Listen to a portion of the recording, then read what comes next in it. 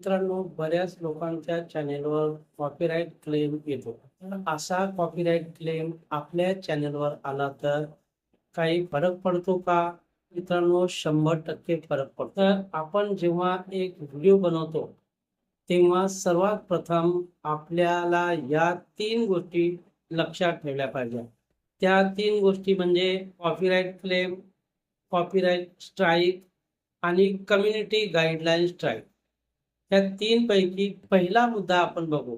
मित्रांनो, या 3 पैकी शेवटचा जो मुद्दा आहे, कम्युनिटी गाईडलाईन स्ट्राईक, हा स्ट्राईक जर आपल्या YouTube चॅनलवर जर आला मित्रांनो, तर आपले चॅनेल मॉनिटाईज होणार नाही. तत्पूर्वी या तीनही गोष्टींची माहिती घेण्यापूर्वी मित्रांनो, तुम्ही जर माझ्या चॅनेलवर नवीन असाल तर चॅनेलला लाईक करा, शेअर करा, सबस्क्राईब करायला विसरू नका. कारण आपल्या या चॅनेलवर YouTube बद्दल डिटेल माहिती मी नेहमी घेऊन येत असतो. तर चला सुरुवातीला बघूया क्लेम. तर सर्वात प्रथम हा क्लेम कशामुळे येतो हे आपण बघितलं पाहिजे. तर मित्रांनो, आपण जेव्हा व्हिडिओ बनवतो आणि आपण व्हिडिओ अपलोड करताना आपल्या व्हिडिओच्या पाठीमागे बॅकग्राऊंडमध्ये एखादे म्युझिक लावतो, एखादे सॉन्ग लावतो आणि बरेच लोक म्हणतात की 10 सेकंदाच्या आत जर एखादा आपण म्युझिक लावले तर त्यावर कॉपीराइट येऊ शकत नाही. परंतु मित्रांनो, हे म्युझिक वाली पार्टी जर मोठी असेल तर आपण 5 सेकंदाचा जरी म्युझिक बॅकग्राऊंडला लावला तरी सुद्धा ते आपल्याला कॉपीराइट क्लेम देऊ शकतात. तर मित्रांनो, यावर एकच सोल्युशन आहे आणि ते म्हणजे आपण YouTube लायब्ररीमध्ये जाऊन तेथील म्युझिक आपल्या व्हिडिओच्या बॅकग्राऊंडमध्ये लावले पाहिजे. का? कारण हे कॉपीराइट फ्री म्युझिक आहे. YouTubeचीच ही साईट आहे. त्यावरील आपण म्युझिक जर लावले तर आपल्या चॅनलवर कॉपीराइट स्ट्राईक हा येणार नाही आणि आपल्याला त्याच्यानंतर टेन्शन घ्यायची गरज नाही.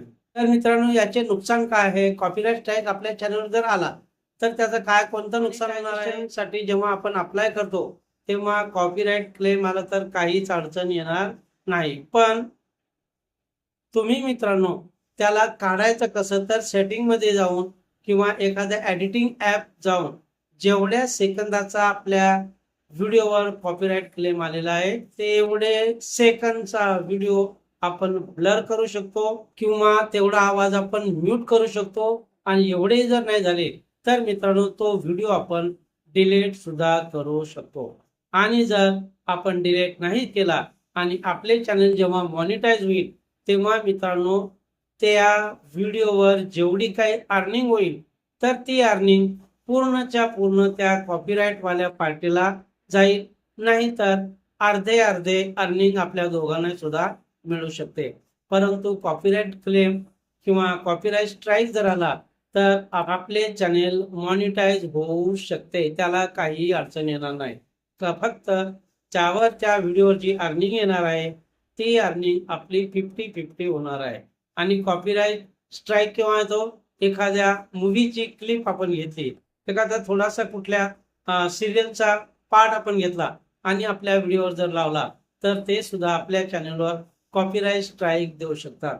म्हणून मित्रांनो, कॉपीराइट स्ट्राईक हा कशा प्रकारे काढला जातो? एकदम सोप्या पद्धतीत आहे. परंतु या व्हिडिओवर माझ्या 100 लाईक जर आले तर कॉपीराइट स्ट्राईक आपल्या चॅनलवर आपण कशा प्रकारे काढू शकतो ते त्यावर मी अतिशय सविस्तर व्हिडिओ बनवीन. ते पण काढणे अतिशय सोपे आहे. परंतु आपले चॅनल मॉनिटाईज करण्यासाठी त्याची काहीही अडचण येणार नाही. तिसरा मुद्दा, कम्युनिटी गाईडलाईन स्ट्राईक. मित्रांनो, हीच्या वेगवेगळ्या पॉलिसी आहेत आणि त्या सगळ्याच पॉलिसींचा अभ्यास करून आपण व्हिडिओ बनवला पाहिजे. कारण नवीन क्रिएटर असतात, त्यांना YouTube पॉलिसीबद्दल काही माहीत नाही आणि अचानक व्हिडिओ बनवला म्हणजे आपल्या चॅनेलवर कम्युनिटी गाईडलाईन स्ट्राईक येऊ शकतो. परंतु ही कम्युनिटी गाईडलाईन स्ट्राईक आपल्या चॅनेलवर मित्रांनो आली तर आपले चॅनेल मॉनिटाईज होणार नाही. ही जर आली तर 90 दिवसाचा टाइम आपल्याला दिलेला असतो आणि हे केव्हा येते? जर एखाद्या पार्टीच्या व्हिडिओचा आपण काही भाग कॉपी पेस्ट करून त्यामध्ये आपले काहीच योगदान नाही, same to same copy paste करून आपण जर व्हिडिओ बनवला तेव्हा मित्रांनो आपल्या चॅनेलवर कम्युनिटी गाईडलाईन स्ट्राईक येऊ शकते. तर मित्रांनो, व्हिडिओ बनवण्याच्या पूर्वी सगळ्या पॉलिसीच्या नियमाचे पालन करून आपण व्हिडिओ बनवला पाहिजे आणि स्वतः फेसकाम व्हिडिओ बनवला पाहिजे. म्हणजे आपल्या चॅनेलवर, आपल्या YouTube चॅनेलवर कुठल्याच अडचणी येणार नाहीत. मित्रांनो, आपण दुसऱ्याचे काही कॉपी पेस्ट करून काही स्क्रिप्ट जेव्हा वापरतो तेव्हा आपल्या चॅनेलवर कम्युनिटी गाईडलाईन स्ट्राईक येऊ शकते आणि ही स्ट्राईक मित्रांनो 90 दिवस असते. म्हणजे आपले चॅनेल हे मॉनिटाईज होणार नाही आणि 90 दिवसाचा टाइम भेटतो आणि 90 दिवसापर्यंत मित्रांनो आपला एखादा वॉच टाइम जर पूर्ण झालेला असेल तर 90 दिवस आपल्याला तो तेवढे व्हिडिओ जेव्हा आपण डिलीट करतो तर तो वॉच टाइम पूर्ण करायला खूप वेळ जातो. म्हणून मित्रांनो, कम्युनिटी गाईडलाईन स्ट्राईक येऊ नये तत्पूर्वीच आपण या सगळ्या YouTubeच्या नियमाचे पालन करून आपण व्हिडिओ बनवले पाहिजे.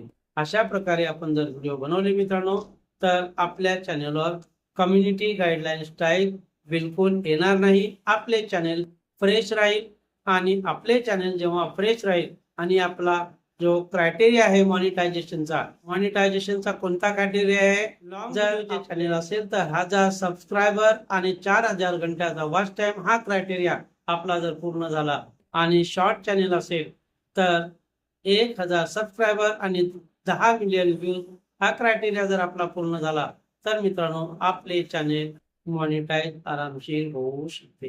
तर मित्रांनो, हा व्हिडिओ तुम्हाला कसा वाटला? आवडला असेल तर लाईक करा, शेअर करा आणि आतापर्यंत आपण जर सबस्क्राईब केले नसेल तर सबस्क्राईब करायला विसरू नका. भेटूया अशाच एका नवीन व्हिडिओमध्ये. तोपर्यंत बाय बाय.